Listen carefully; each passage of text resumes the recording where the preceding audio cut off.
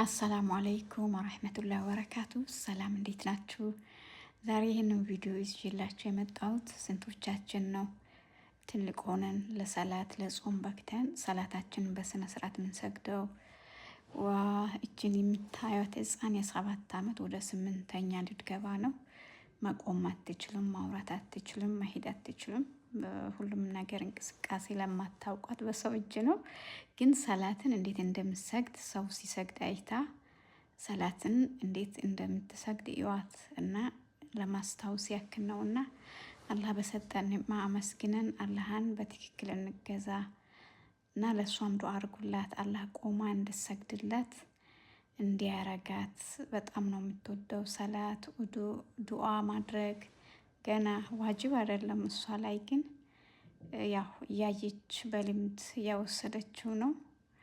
በጣም ነው ደስ የሚላትና ዱዓ አድርጉላት። ሰላታችንን በስነ ስርዓቱ እንስገድ። ወሰላሙ አለይኩም ወረህመቱላሂ ወበረካቱ። መልካም ጊዜ